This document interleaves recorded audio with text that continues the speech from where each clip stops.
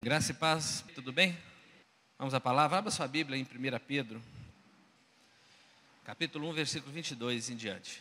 Diz assim: Tendo purificado a vossa alma pela vossa obediência à verdade, tendo em vista o amor fraternal não fingido, amai-vos de coração uns aos outros, ardentemente, pois fostes regenerados não de semente corruptível, mas de incorruptível mediante a palavra de Deus, a qual vive e é permanente.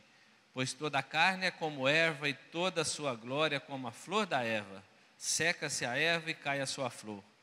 A palavra do Senhor, porém, permanece eternamente. Ora, esta é a palavra que vos foi evangelizada.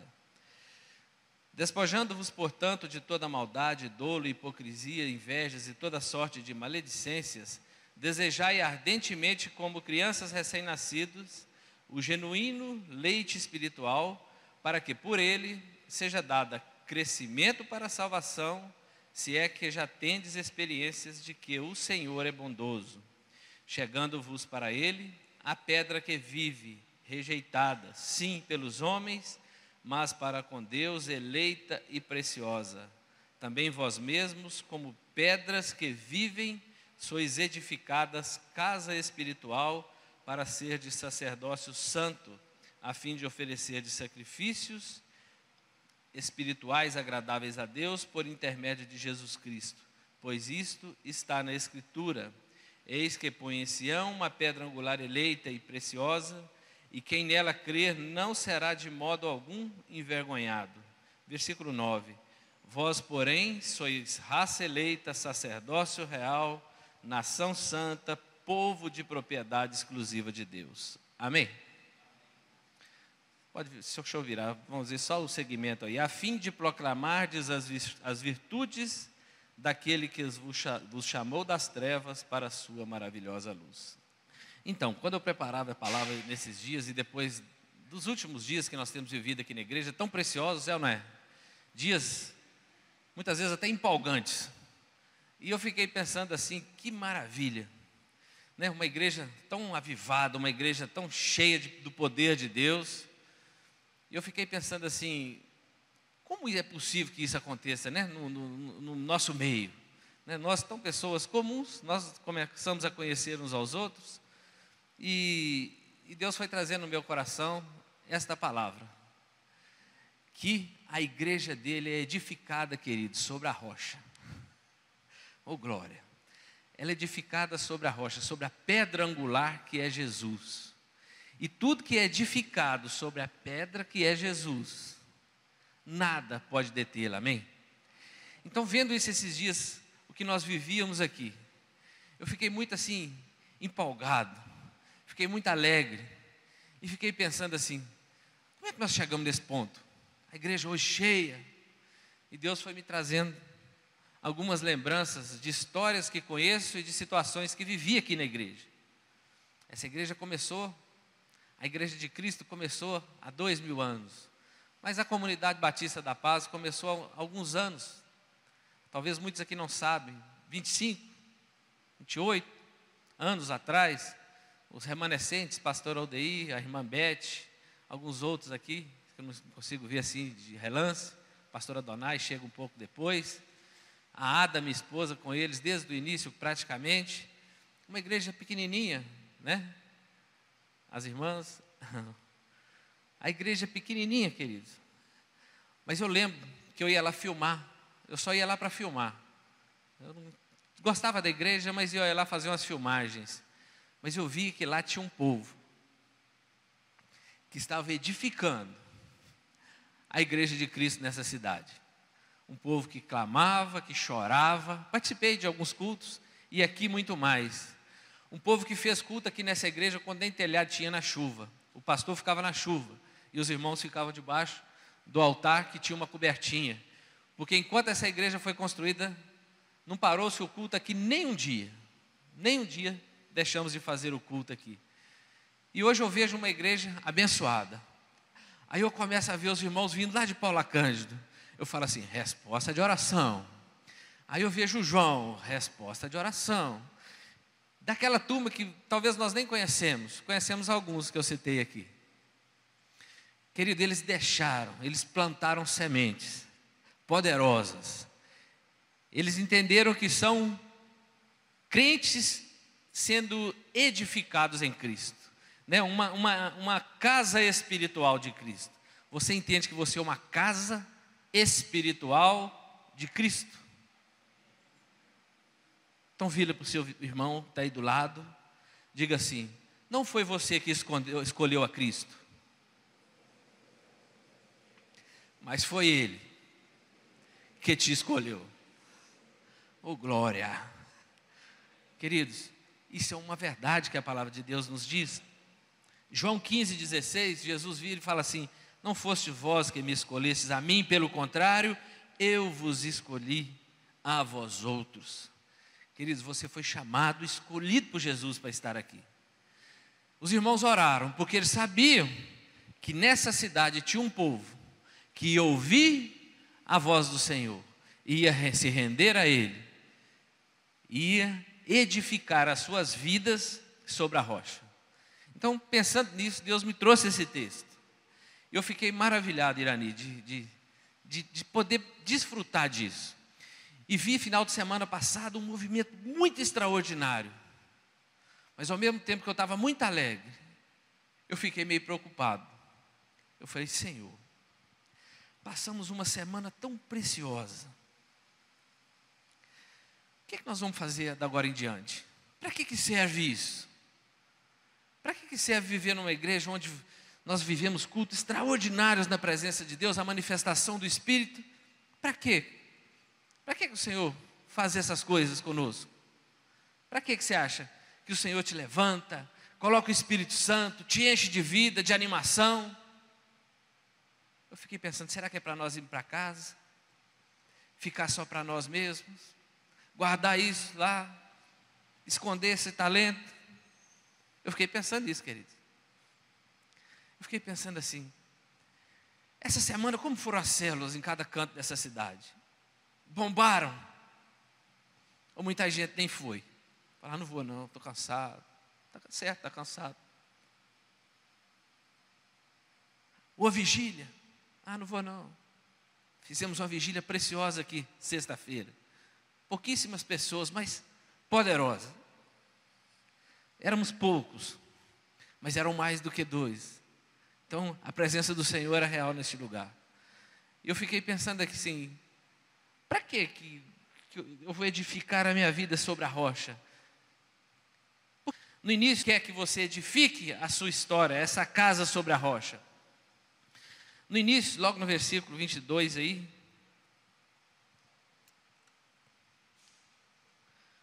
no capítulo 1, no versículo 23, diz assim: pois fostes regenerados não de semente corruptível, mas de incorruptível, mediante a palavra de Deus, a qual vive e é permanente. O Senhor sempre compara a palavra de Deus dele à semente. Você acha que a semente é viva? A semente é viva, por isso ele compara a semente, porque a palavra de Deus é viva e eficaz, querido. Então nós não fomos regenerados por uma semente corruptível, uma semente que não germina. Nós somos regenerados numa semente que faz germinar, que é a palavra de Deus, amém? O tema que eu dei a essa palavra é fé e confiança para frutificar. Nós temos fé, mas só fé não basta, querido. Nós temos que confiar em Deus, para quando Ele te propor, quando Ele te chamar, quando Ele te enviar, quando Ele te levantar para algo grande, que você tenha coragem de ir. Não é assim, Tiago? É assim. Então, eu fiquei pensando nessas coisas, e nesse texto diz que nós fomos gerados através de uma semente que não é corruptível e que é permanente. Recebemos também o alimento, em 1 Pedro 1:22, se você vê aí: tendo purificado a vossa alma pela vossa obediência à verdade. A nossa alma foi purificada em obediência à palavra, amém? Talvez você pense assim: eu não estou obedecendo bem a palavra não. Então, querido, abra seu olho, fique atento, fique esperto, porque se não estamos obedecendo a palavra de Deus, nós vamos entender lá na frente que muitas vezes nós não achamos que estamos, mas não estamos participando do reino de Deus nessa terra. Então, que possamos prestar atenção nisso. Tendo purificado a vossa alma pela vossa obediência à verdade, tendo em vista o amor fraternal. O que é amor fraternal? O amor de irmão. Você acha que Deus levanta essa igreja para ficar brigando?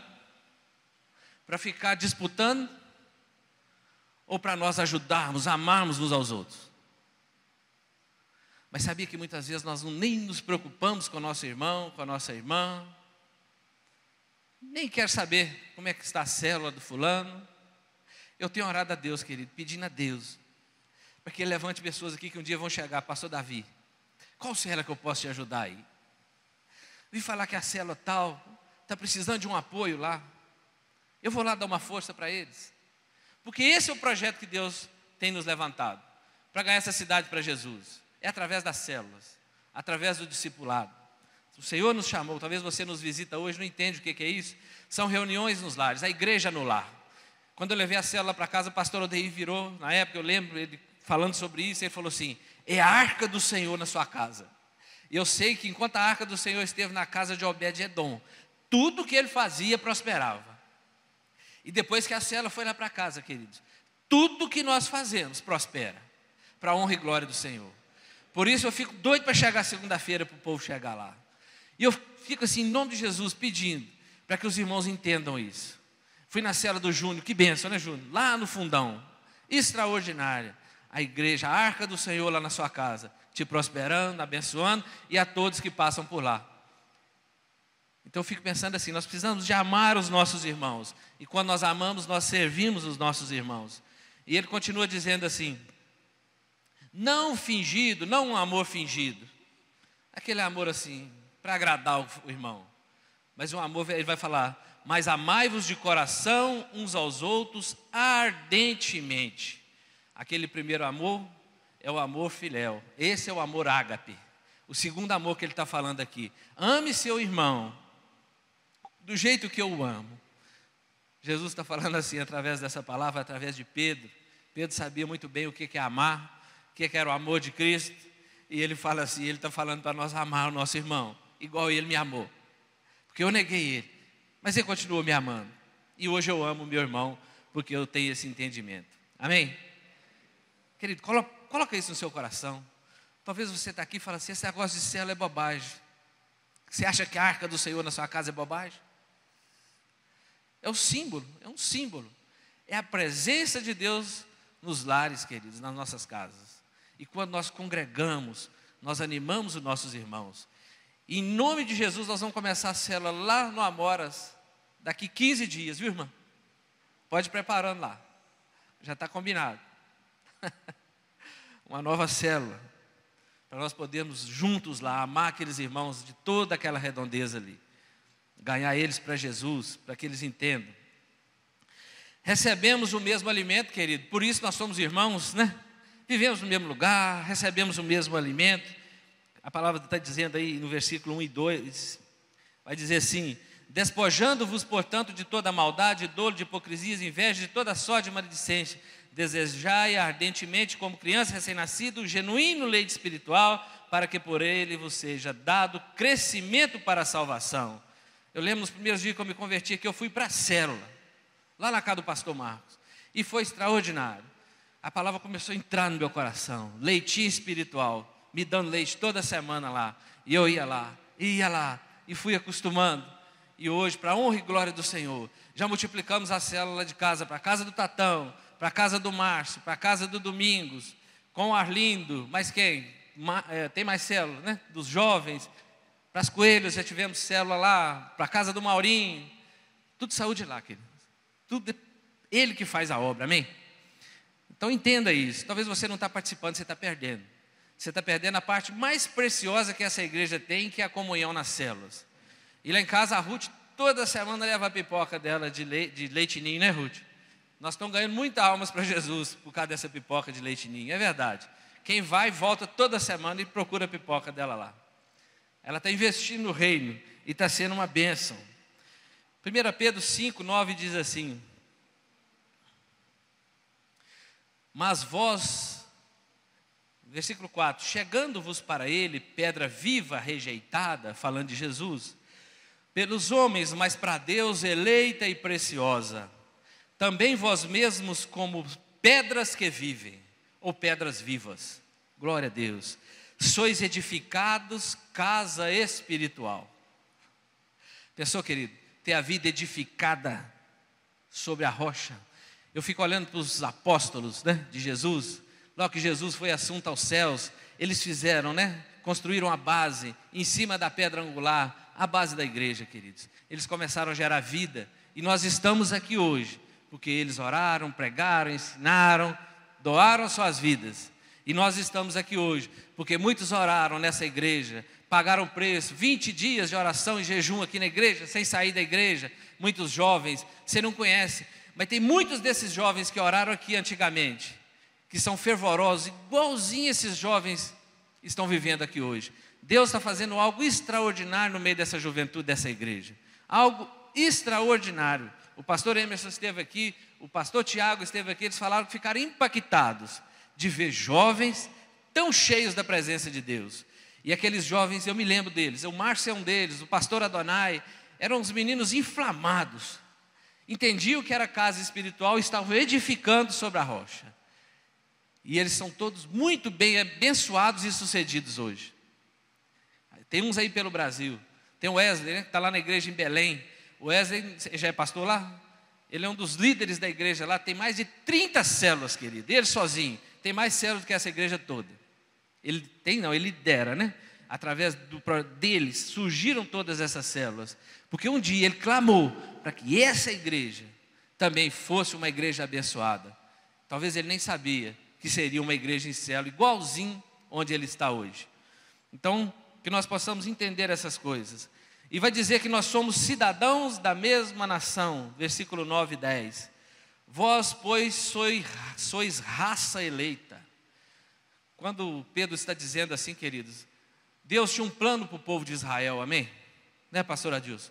Um plano, porque Deus amava. Era uma grande nação? Não era, mas Deus amava e fez deles uma grande nação. Deus trata eles, diz que eles eram como uma vinha, querido, onde Ele cercou, onde Ele regava, cuidava do solo, fez uma guarita, vigiava, cuidava deles. Mas eles não quiseram saber de Deus. Eles se misturaram com o povo do mundo, queriam levar a vida de qualquer maneira, como se não dependessem de Deus, porque não olhavam para trás. Não olhavam que Deus já tinha feito grandes milagres na vida dos seus descendentes. E por causa daqueles seus descendentes que pagaram alto preço, eles estavam gozando daquele conforto.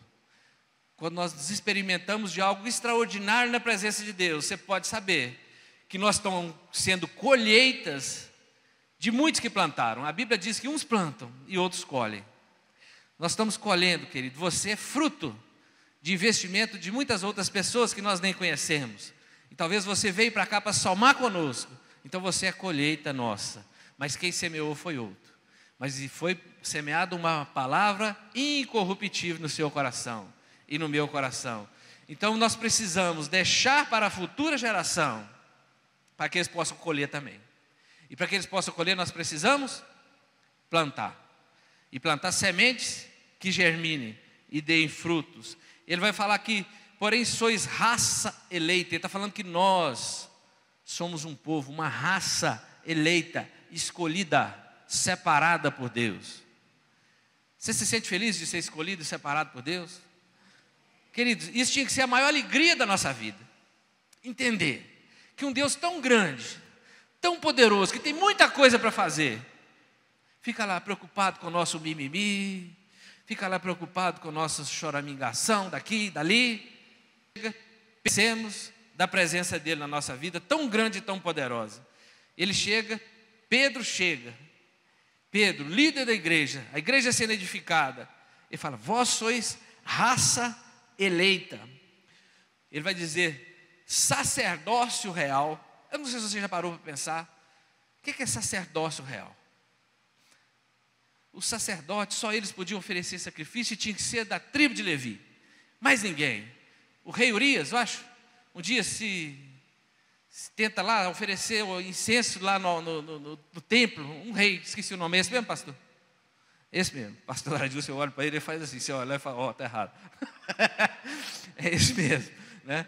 Então, ele tenta oferecer sacrifício, queridos, e chegam ali dezenas de sacerdotes e falam com ele, você não pode fazer isso, você não foi chamado para isso. E ele teme e fica leproso na hora, e morre leproso, porque se atreveu a se aproximar de uma área que só os sacerdotes, perto do Santo dos Santos, onde só o sumo sacerdote podia entrar, e ele se atreveu a chegar por ali. E Jesus, quando pagou aquele alto preço na cruz, querido, que o véu se rasgou de cima a baixo, ele nos deu acesso ao Santo dos Santos. Ele nos deu acesso agora, direto ao Pai, coisa que esse povo não podia. Então ele está falando assim, você não é só sacerdote, eles podiam entrar e você pode, mas você é sacerdócio real. O único sumo sacerdote rei é Jesus, querido. E ele está falando que nós somos sacerdócio real. Real vem de rei, um sacerdócio muito maior do que qualquer um daqueles outros homens do passado. E muita gente não valoriza isso, não entende isso. Quando você chegar para pregar para alguém, querido, você tem, na sua mente tem que estar assim, eu sou raça eleita, sacerdócio real. Cheguei, não por causa de você mesmo, porque ele resolveu te dar esse título, ele deu. Então nós precisamos de ter esse entendimento. Sacerdócio real, ele vai dizer assim, nação santa. A nação santa é o Brasil ou é os Estados Unidos? Ele está falando de uma nação, querido, de um povo só. A nação santa é a igreja dele. No mundo inteiro, nós fazemos parte do mesmo povo que alimenta do mesmo alimento espiritual, do mesmíssimo. Lá não tem semente de outra natureza. Lá não nasce fruto de outra natureza. O fruto, a semente que o Senhor fala, ela tem a mesma natureza. Se a semente vai dar outro tipo de fruto, não é uma semente incorruptível. Amém? Então você tem que ter esse entendimento. Ele vai dizer, povo de propriedade exclusiva de Deus. Aí ele vai dizer, Rafael, que você faz parte de um povo que é exclusivo dele e de mais ninguém. Não tem Baal, né? Não tem Astarote, mais ninguém. O povo de Israel cai, o povo de Israel abandona ele por causa de outros deuses. Não tinha esse entendimento.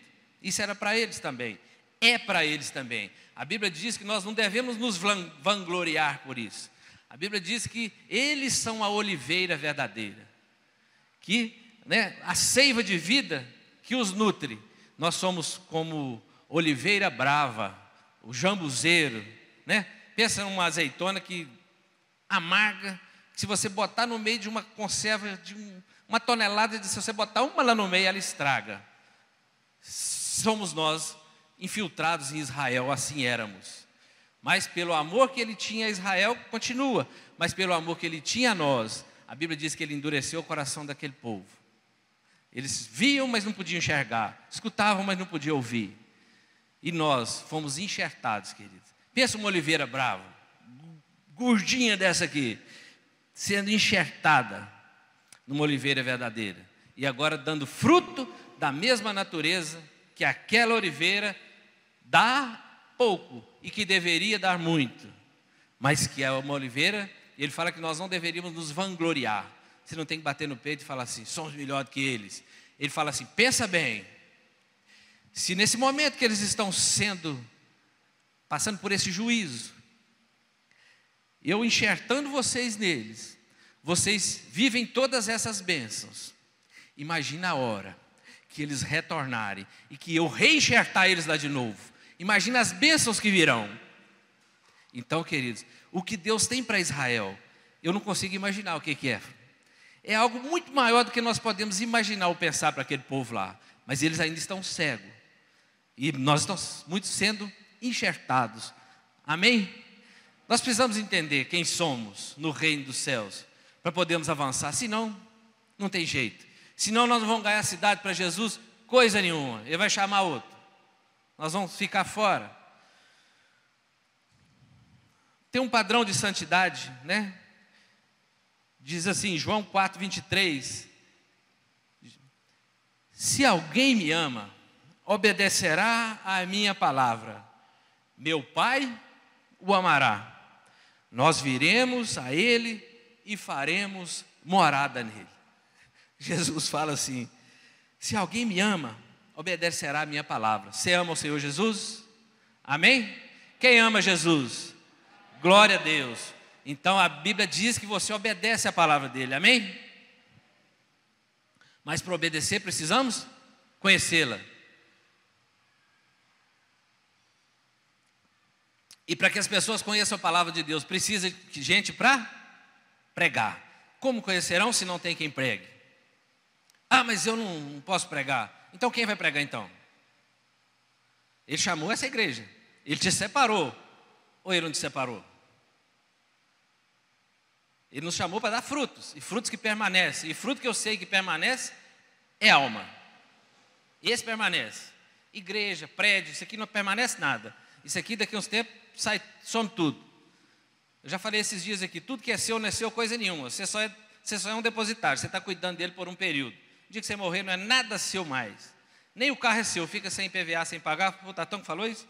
Nem o carro é seu, se você não pagou IPVA, a gente toma ele. Então nada é nosso.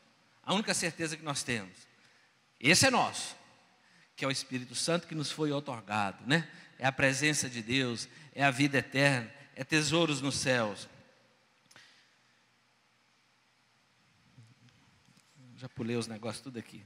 Vou falar rapidamente da parábola do semeador. Acho que eu nem vou abrir não. Só para que nós possamos entender rapidamente, porque muitas vezes eu para falar a verdade, eu confundi um pouco ali. Jesus, ali explicando sobre essa palavra, ele diz que o semeador saiu a semear. A semente. Semente é palavra, amém? Por isso que a palavra é comparada à semente, porque a semente é viva, e a palavra é viva e eficaz, mais penetrante do que uma espada de 2 gumes. Então essa semente, onde ela cai, ela deveria penetrar. Mas ele fala de 4 tipos de solo. Um solo à beira do caminho, seco, a semente cai, vem as aves e roubam. Ele diz que o diabo vem e rouba aquela palavra. Então muitas vezes nós vamos lançar sementes, queridos, mas nem sempre essas sementes vão cumprir, né, o propósito para o qual ela foi lançada.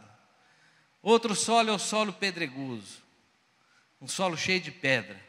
A semente nasce, cai, como ela não aprofunda, ela nasce rápido, mas ela não tem raiz. Aí vem o sol e queima, rapidinho ela morre. Está falando que quando vem as adversidades, quando vem, queridos, as provações por causa da palavra de Deus, as pessoas vão embora. Elas até gostam, mas vão embora. Ele não está falando, ele estava falando do povo de Israel. E ele vai falar da outra que caiu no meio dos espinhos. Que caiu, cresceu, começou a crescer, mas foi sufocada pelos espinhos. Eram os prazeres da carne, os prazeres da riqueza, a sedução da riqueza. E ele vai falar de uma que caiu no solo fértil, que é um coração preparado, separado, e esse frutificou. Ele fala de 4 solos, mas só um é o solo que o Senhor procura. Aqueles outros 3 solos, queridos, não dá para edificar sobre a rocha. Já pensou? Eu fiquei pensando nisso, eu fiquei meio em crise assim. Vamos supor, alguém acha que vai levando a vida no reino de Deus de qualquer maneira. Quando ele está edificando uma casa, você faz um concreto cheio de pedras, amém? A igreja. Aí você faz um pilar. Você não pode bater naquele pilar e ficar soltando pedaço, pode? Você tem que bater, a marreta tem que voltar. Então, queridos, eu fiquei imaginando, para estar edificado sobre a rocha, casa espiritual de Deus, tem que ser um solo desse nível, tem que ser um solo desse padrão. E Jesus está falando para eles assim, esse solo é o que vai permanecer. Esses outros aí, essa turma toda que vocês estão vendo aqui embaixo, 3/4 deles, a semente não vai germinar, vai morrer. mas 1/3 ela vai germinar. Eu não sei se essa medida ainda funciona assim. Eu sei que hoje em dia, por mais que aquela mensagem foi para os judeus, essa mensagem é muito atual. Eu não sei se você consegue imaginar pessoas que você fala, ela não está nem aí. Já percebeu? Tem outros que até gostam da palavra, mas qualquer pressãozinha para cima dela, ela sai fora. Vamos, não vou. Vamos, não vou. A minha esperança é que um dia ela possa ir, mas não vai. Ah, não, eu não posso, por causa da minha família, por causa disso, por causa daquilo. Nunca pode. Será que essa semente vai dar fruto? Tem que dar fruto. Se conhece a árvore pelo fruto. Aí o outro não pode porque trabalho demais, comprei uma junta de boi, sei lá. Tem muitos afazeres. Aí a semente também não germina. Mas ele fala que esses solos que estão aqui, amém? Eu procuro acreditar no meu coração que se o Senhor nos trouxe aqui, nós que estamos aqui, é porque nós somos esse tipo de solo. Eu não posso imaginar o contrário, pensar o contrário. Então que em nome de Jesus possa ser meio agressivo, mas é isso que ele estava falando. É disso que ele estava tratando. Portanto, Jesus, não sei se vocês já viram aquela parábola dos 10 leprosos. Jesus chega e os 10 gritam: Jesus, mestre, tem misericórdia de nós. Querido, Jesus, que coração, né, Joãozinho? Eu fico olhando para Jesus, que amor é esse? Que amor incondicional é esse? Jesus olha para aqueles homens ali. O que é que um leproso? O leproso ficava fora do arraial, ele não podia estar junto com as pessoas, ele não podia contaminar as pessoas, ele ficava isolado, todo machucado, não tinha tratamento para ele, ficava lá até morrer. E eles olham para Jesus: tem misericórdia de nós. Provavelmente já tinham ouvido falar que Jesus já havia curado um leproso. E Jesus fala para eles assim: entra na aldeia, porque não era uma cidade, era uma aldeia. As cidades eram fortificadas, tinha portas. Aldeias era mais ou menos igual uma cidade, só não tinha todas aquelas muralhas. Eles entram e a Bíblia diz que enquanto eles iam, eles foram curados. Eu sei que o Senhor já liberou palavras sobre a sua vida e você já foi abençoado. Amém? Quem já foi abençoado? Eu já fui muito abençoado. Eu sou muito abençoado. Todo culto Deus libera uma palavra para mim e me abençoa, me cura, me sara, me restaura. Enquanto eles iam, eles foram curados. Eles tomaram posse daquela palavra. Mas a Bíblia diz que todos os 9 que eram do país de Jesus, ou seja, os judeus, não voltaram. Só voltou o samaritano. Vem também demonstrar para mim e para você que aquele povo estava com o coração endurecido. E hoje, queridos, eu não sei, mas eu fico pensando: por que ainda muita gente está com o coração endurecido, sabendo que essa promessa é para mim e para você, amém? Povo de propriedade exclusiva, raça eleita, sacerdócio real, nação santa, hein, Joãozinho? É para nós, queridos. E se nós não entendermos isso, nós não avançamos. Por isso eu coloquei o tema lá na palavra, né, no início: fé e confiança para frutificar. Quando eu olho para a igreja, agora eu fico voltando lá no meu texto, a minha preocupação. E agora esses meninos empolgados, cheios de Jesus, e agora? E nós, cheios de Jesus, agora que eu entendi, o que é que eu faço? O que é que a igreja de Cristo fez? Depois que Jesus foi assunto aos céus, agora eles tinham que ir sozinhos. Vem Pentecostes, cheios do Espírito Santo. Eles adquiriram o que agora? A única coisa que eu entendi que eles adquiriram, eles já poder, unção, tudo isso. Mas agora eles adquiriram algo que nós precisamos para a caminhada, que é confiança. Você precisa confiar em Deus. Quando você for em nome dele, você precisa confiar nele. Se você só for em nome dele duvidando, é impossível de fazer a obra. Mas se você confiar, nós vemos Pedro se levanta, a Bíblia diz mais os 12, Matias agora já fazia parte no lugar de Judas Iscariotes. A Bíblia diz que os 12 se levantaram. Oh glória! Já pensou no dia que esses 500 se levantarem? Você imaginou, pastor Davi? Nós somos 500, queridos. Os 12 se levantaram, Pedro pregou. com tanta ousadia, e agora confiante, que não vinha dele mais, mas que vinha através do Espírito Santo que habitava nele. 3.000 pessoas se convertem. As 3.000 pessoas se convertem agora, são batizadas, e foram jogadas. Foram nada, querido. Por isso, queridos, eu estou falando de célula hoje. Eu queria que você entendesse um pouquinho por que eu estou falando tanto disso. Essas pessoas que foram para as casas, Júnior, elas foram para a casa daquele povo, daqueles discípulos. Foram para a casa daqueles outros 120, talvez, que moravam por ali. Foram para as casas, queridos, começar suas células, suas reuniões. A Bíblia diz que eles tinham tudo em comum. Se chegava alguém na casa deles que estava necessitado, eles juntavam tudo que tinham. Vamos ajudá-lo, segundo a necessidade de cada um. Não era um trabalho, como é que fala, filantrópico. Não, eles faziam de coração. Eles falavam assim: tudo que é meu é dele, e tudo que é dele é seu, querido. O pensamento tem que ser esse, amém? O seu carro é dele, amém? A sua casa é dele, a sua vida é dele. Aí ele fala assim: e esse aí é seu irmão, e ele é meu, agora abençoa ele. É assim que funciona.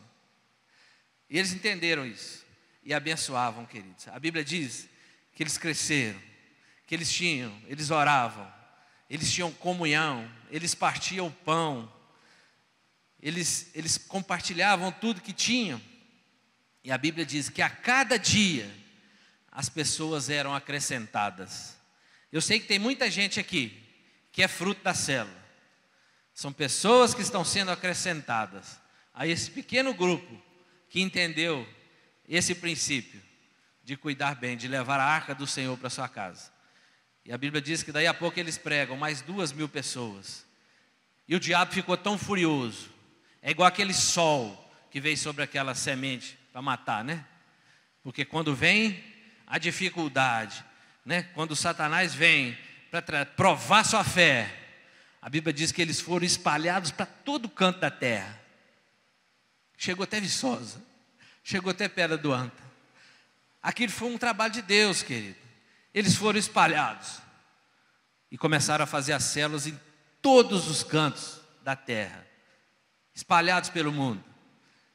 Aí vieram os avivalistas no século passado. O Espírito Santo de Deus toca no coração deles lá nos Estados Unidos. O avivamento da Rua Azusa. Começavam a orar, clamar a Deus. Domingo, não sei se percebeu, eu não sei se seu irmão está aqui. Durante o culto aqui, estava tão gostoso. Passou um cara de moto, ele estacionou, parou a moto, correu e entrou na igreja. Passou um outro, parou a moto e entrou na igreja.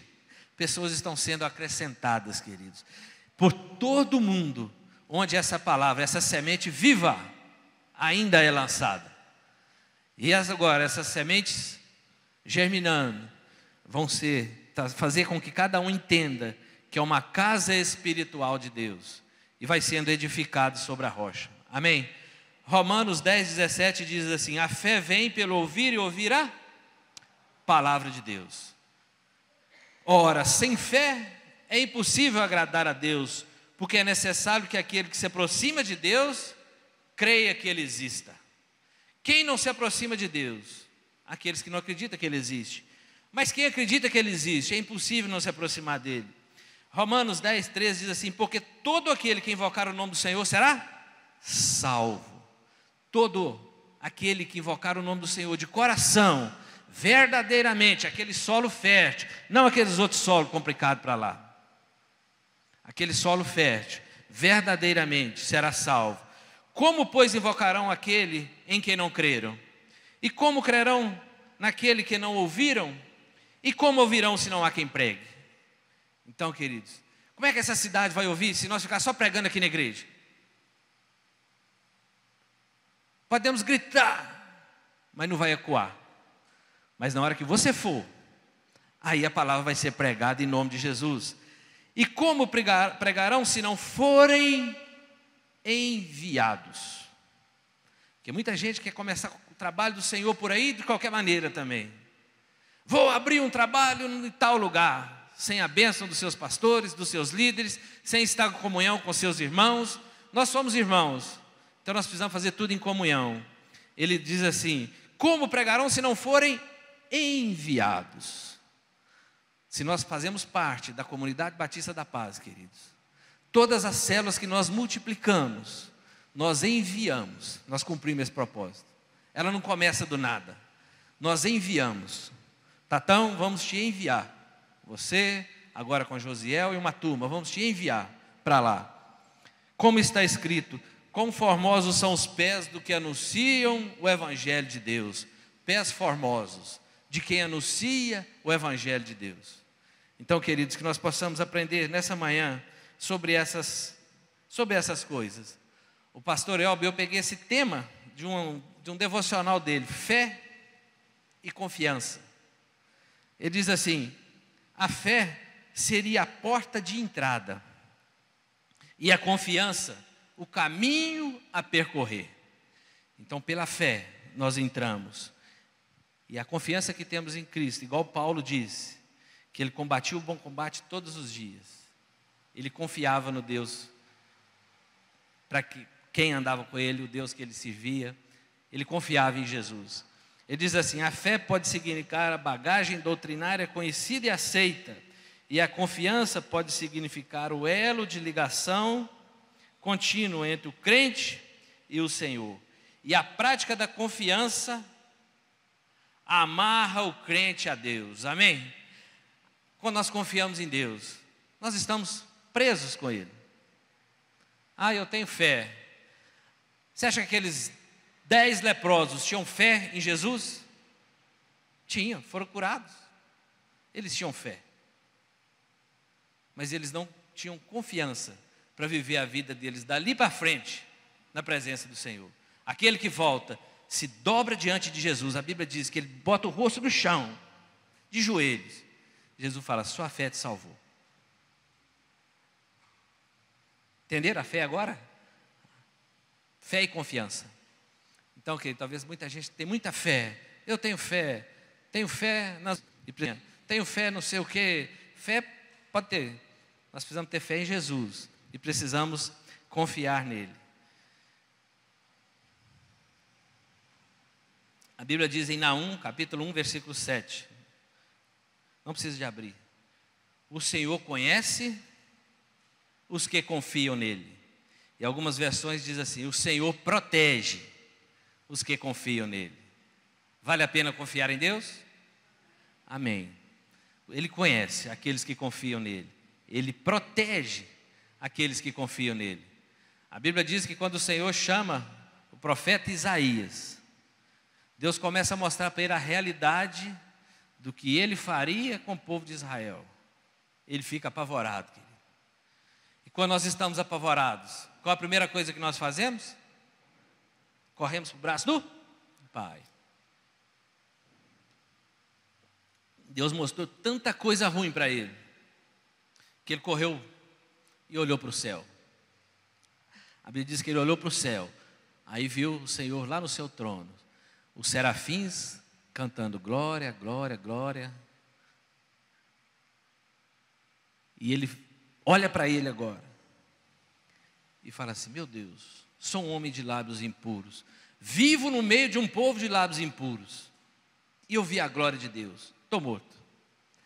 A Bíblia diz que o serafim pega uma tenaz, pega lá uma brasa viva, toca nos lábios dele e fala que suas iniquidades e seus pecados estavam perdoados. E o Senhor faz uma pergunta para ele, que precisava de enviar alguém. Quem enviarei? Ele fala assim: envia-me a mim. Agora ele começa a olhar para o povo. Então, querido, eu sei que você já tem experiências com Deus. Talvez você está precisando de olhar para você mesmo. A Bíblia diz que o nosso coração é enganoso e perverso mais do que tudo. Quem o conhecerá? Aí fala: o Senhor, eu esquadrinho o coração. Então talvez o nosso problema não está em Deus, não está nos nossos irmãos, está em nós. E Isaías, ele fala: sou um homem de lábios impuros e vivo no meio de um povo de lábios impuros. E a Bíblia diz que ele pregou. Ele tinha uns 15 anos, ele era um jovenzinho. Pregou até os 85 anos. Pregou não, foi um profeta do Senhor. Durante muitos reinados.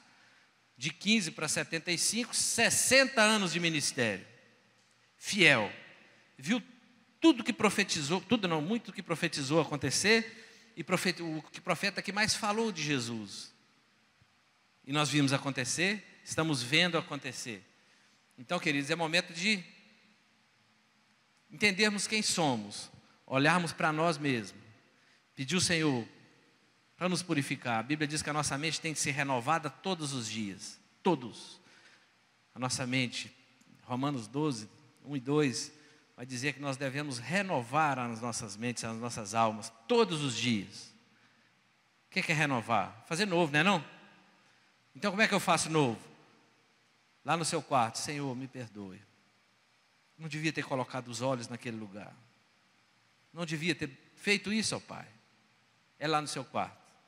É lá. Arrependimento, confissão de pecados, perdão. Vamos embora. Pecado, sem arrependimento, sem perdão. É aqueles 3 tipos de solo: pedregoso, meio do espinho e à beira do caminho. Amém?